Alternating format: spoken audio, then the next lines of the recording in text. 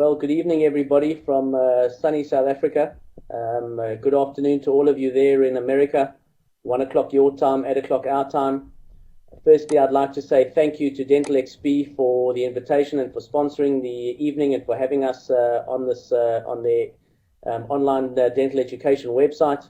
And also a very special thanks to Dentsply Tulsa Dental Specialties for sponsoring the whole evening tonight. And hopefully we can share a little bit of what we do down in South Africa with you. What I'd like to do this evening is I'd like to take you through a study that we completed at the beginning of this year, which entitled Immediate Molar Placement Using Narrow Diameter Implants, and it's basically a report of about 150 cases. What I'd like to do is I'd like to take you through that and just show you a little bit of the differences that we have with regards to how we differ from the rest of the literature that's out there, and show you what I think are pretty outstanding results using narrow diameter implants, and just give you a little bit of an understanding why narrow diameter implants are possibly a little bit better than what's on the market at the moment. So what I'm going to do is we're going to take you through and start out straight away and just give you a little bit of the rationale. Now, if we look at it, why would we want to do immediate molar placement in the first place? And it's quite simple. What we're trying to do, we're trying to reduce treatment time for our patients. Now, any time that you go to a patient comes to us and we tell them that the implant's going to take a couple of months to integrate and a couple of months to heal, the first thing the patient says, well, isn't there another alternative? Because essentially, I mean, if it takes too long, I want to get this finished in the shorter time period as possible. So the fact of the matter is, with immediate molar placement, we can reduce treatment time by 2 to 3 months. In other words, instead of the 5 to 6 months where we extract, wait the 3 to 4 months for healing, then place the implant, then wait the 2 to 3 months for integration time before we actually put a crown on, we can actually finish the cases in 2 to 3 months. The other factor that we want to look at is we want to reduce the number of procedures. Okay. Now, what I want to show you here before we start, I want you to have a look at this type of scenario over here. Here's an implant that we placed, and I want you to just watch every single case that I show you. I want you to look at the emergence profile of these crowns, okay? And we're going to talk a little bit about this later.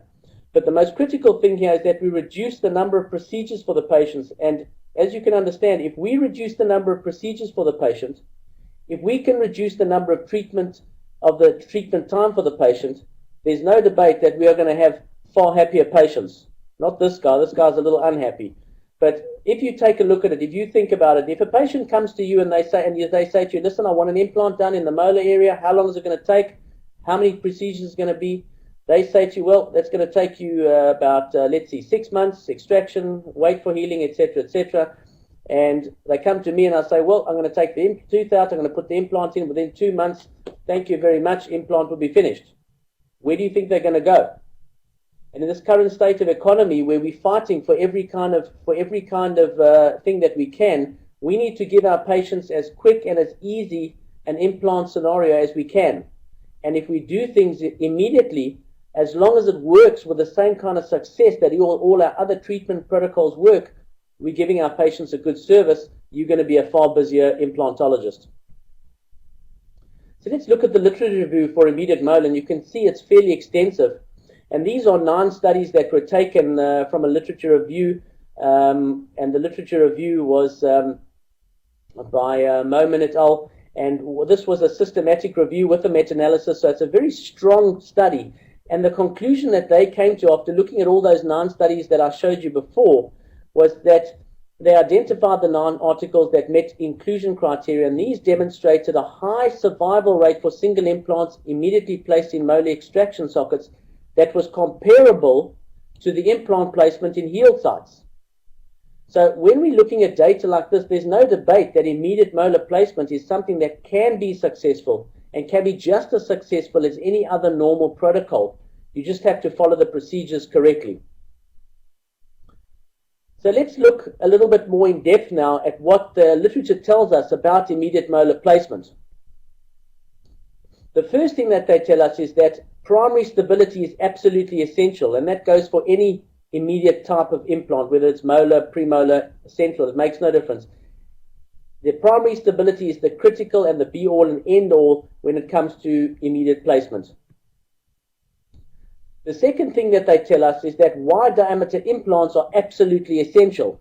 And every single one of those 9 studies will tell you that wide diameter implants is absolutely essential if you're going to use molar placement. And we'll go into that. And one of the first things they say is that if you use a wide diameter implant, it will help to stabilize the implant properly. You will get that primary stability. Why? You get the primary stability from the buccal and the lingual plates. All right. Now we'll talk about that a little bit later. Do we really want stability of our implant from the buccal and lingual plates? And in my opinion, the answer is no. But I'll show you why I think that. All right. The other thing that we know is that with narrow diameter implants, there's a high risk of fracture. Okay, and we know that quite well. Here you can see a narrow diameter implant placed in that area, and as a result of the micro movement, as a result of the tensions on a molar with a narrow diameter implant, the implant fractured, and here you can see the patient's gone back to conventional type therapy where a crown and bridge is placed.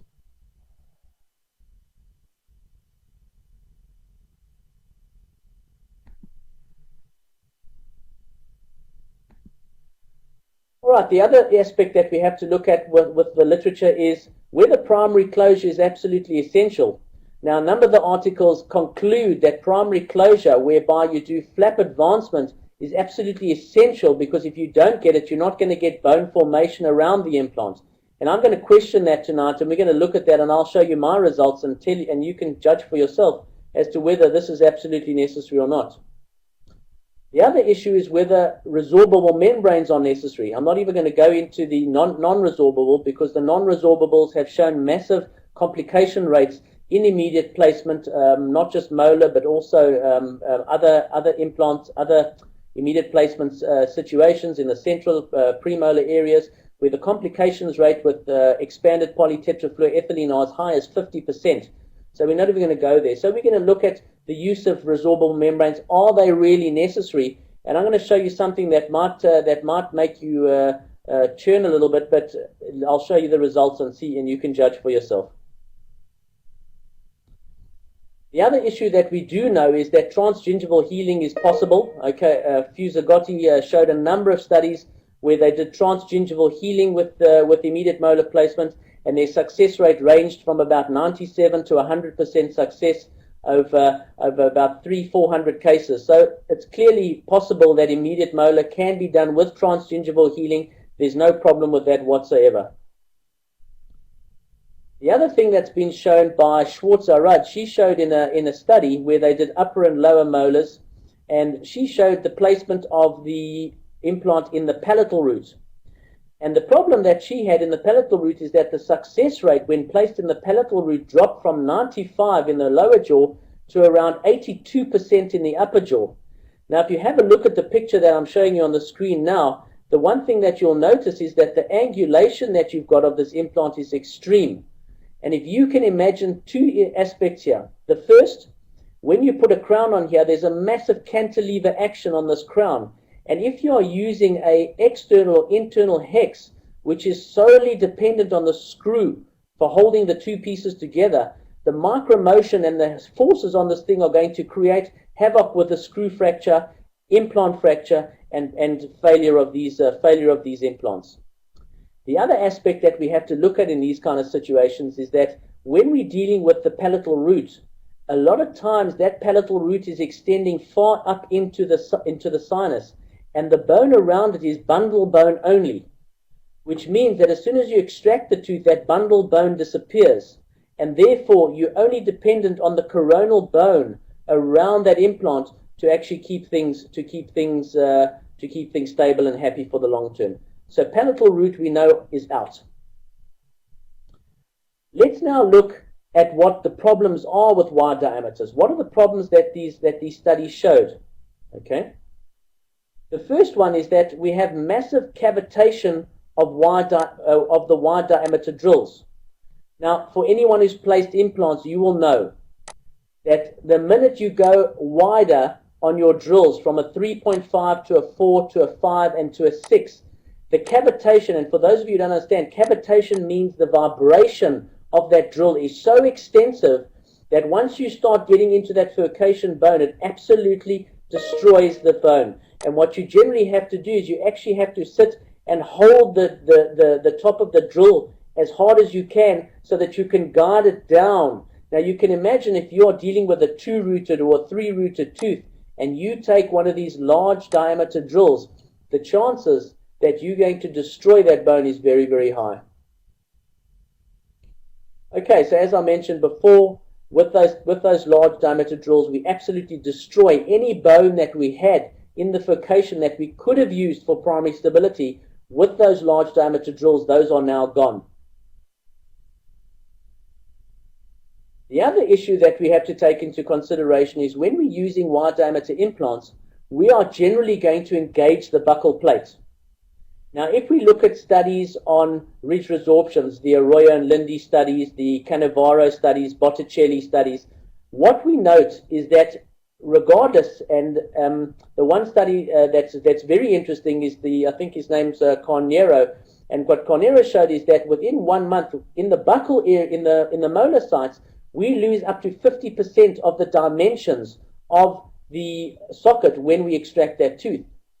Now, if we get resorption of the buccal plate, and we're probably going to get that because we know from Arroyo and from others that we do not maintain the buccal plate when we put the implant in.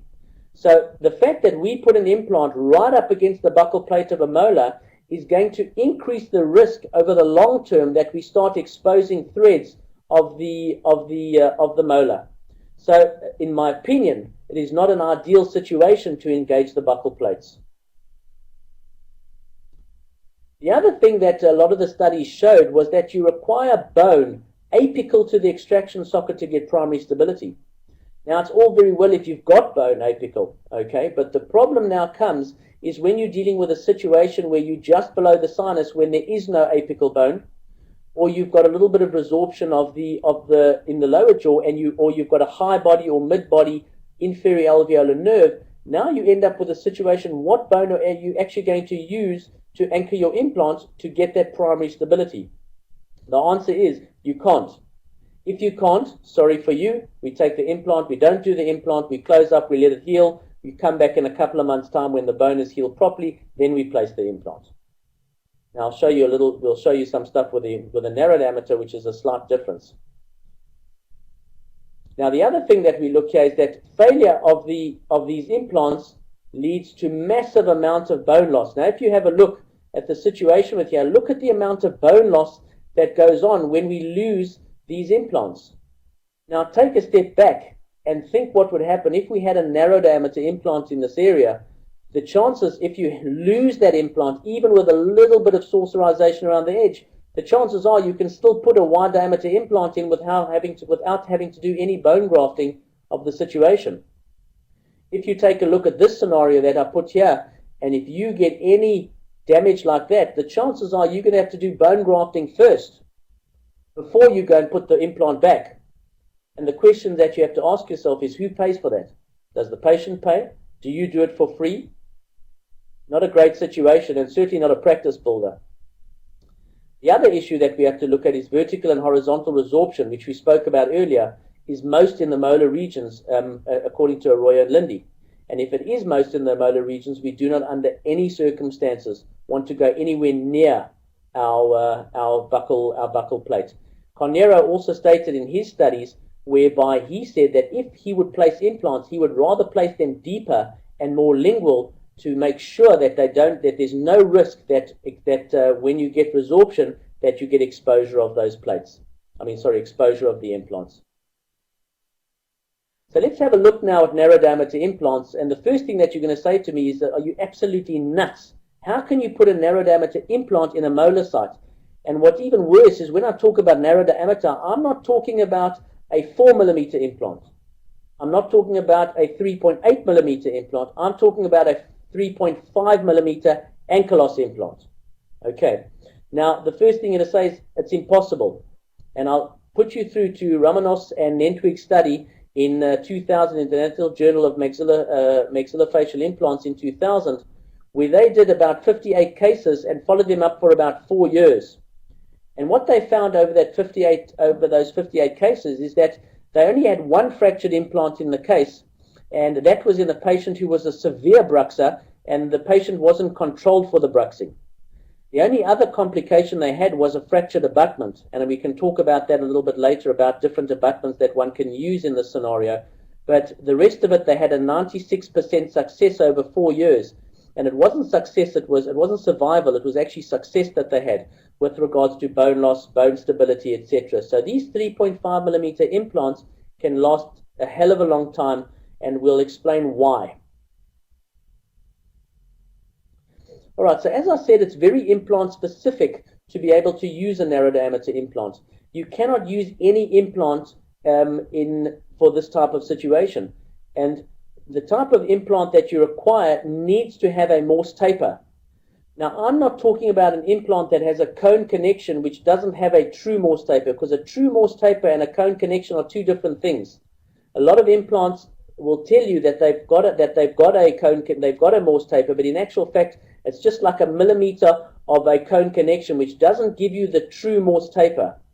Now, what a Morse taper is a certain length of a taper where two pieces of metal meet, and what it does is it actually gives you, if you have a look over here, I'll just show you. What it gives you is a cold weld between the two metal parts. So essentially, what you've got is two pieces of metal which are actually functioning as one. Now, what happens when these things go into function? What happens is that there's no motion whatsoever in this type of connection. And if we have a look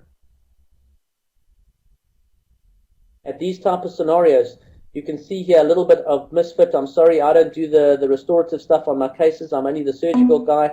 But if you look at these cases at 5 years post-op, you can understand that a single tooth molar standing on its own without even needing to be splintered, 5 years post-op is something that probably none of you would even consider doing.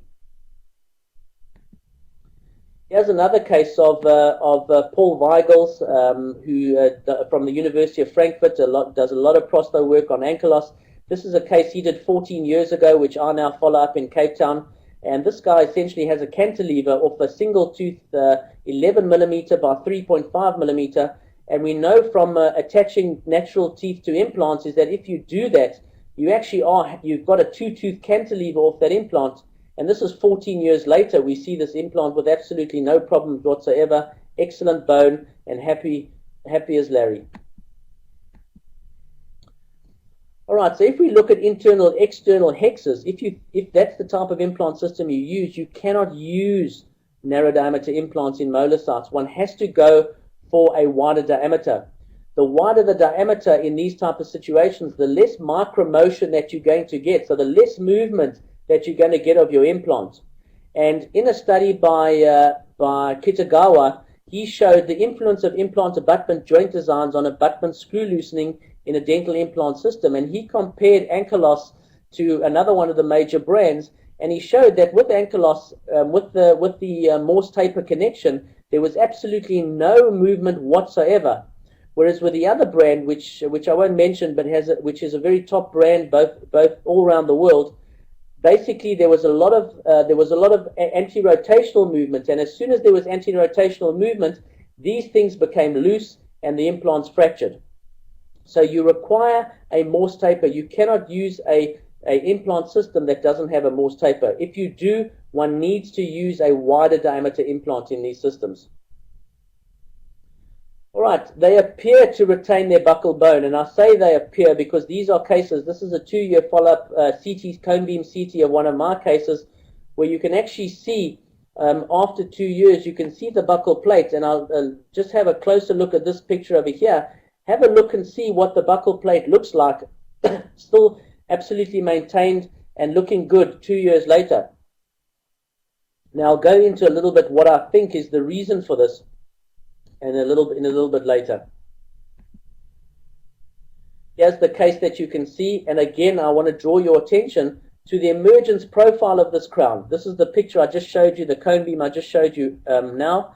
Now you can see the emergence profile of the crown is absolutely phenomenal. There's no collapse of the ridge, and everything looks happy and healthy. And I want you to look at every single case that I show you. We're going to show you exactly the same thing happening time and time again. It's not a one-off, it's not a two-off. It's happening in every case that I show you. Here's another example. This is a case that I had where I placed an immediate molar in this site over here, and in this site over here there was a huge dehiscence on the buccal plate, so I couldn't place it. So what we did, we placed the implant in the molar site, and I said to the patient, come back in 3 to 4 months and we will place an implant, do a buccal augmentation so that we've got good buccal bone there. Unfortunately, the patient came back a year and a half later, and we eventually got to do the implant, and this is what we found when we opened up. Now what's interesting here is this is, you can see, this is where we're going to place the other implant, the dehiscence. This is what it looks like after we've prepared the implant. But have a look, we did a sklar flap where we didn't raise a flap over the implant because that's the last thing that we want to do. And what I want you to look at, have a look at this site over here and look at what the buccal bone looks like over that implant. It's absolutely fantastic. It hasn't moved, it hasn't gone anywhere. We've still got the same thickness. There's a good bone over the implant, and it's looking absolutely fantastic. So this was another case that just showed me that the buccal bone is staying in these cases. It's not going anywhere at all. The other benefits of narrow diameter implants is that the implant can be placed in the ideal position every time. And I want you to look closely at every single one of these 3.5 millimeter implants in these cases. And all these implants have been there a number of years. None of them are there since last week. These are all there a number of years. And I want you to look at the bone. Check at the bone. Look what the bone is doing around here. Look what the bone is doing around this one. Look where the bone is around this one. It looks like it's over the top. Okay? But the thing is that what we've got here is that we've got a great situation. The implant is placed absolutely ideally every single time that we have that we place an implant in the furcation area. The next benefit is that we get very little damage to the furcation bone with the drills. So unlike with large diameter drills, what happens is that we get absolutely no cavitation, and as a result of that, we end up with, if I can show you here, we end up with an implant that's almost entirely in bone. If we look at a situation over here where we've got a thinner furcation, sorry about this, is not the greatest photo, but what you can see is that the bone on the buccal and the palatal side is very much intact, and the implant is anchored firmly within that furcation bone.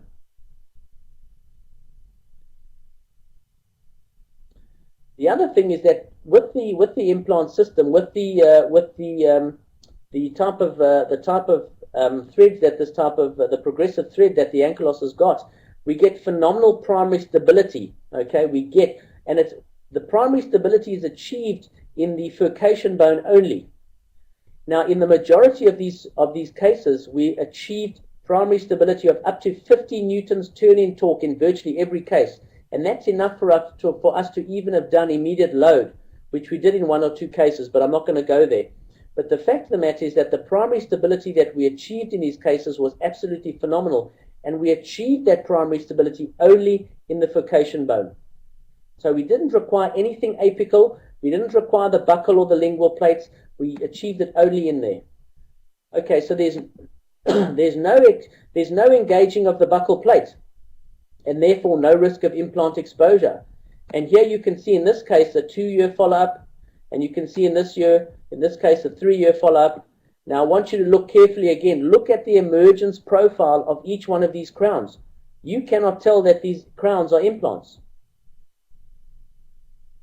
And here you can see the x-rays, again a slightly misfit there, but still, I'm sorry, I don't do the restorative work.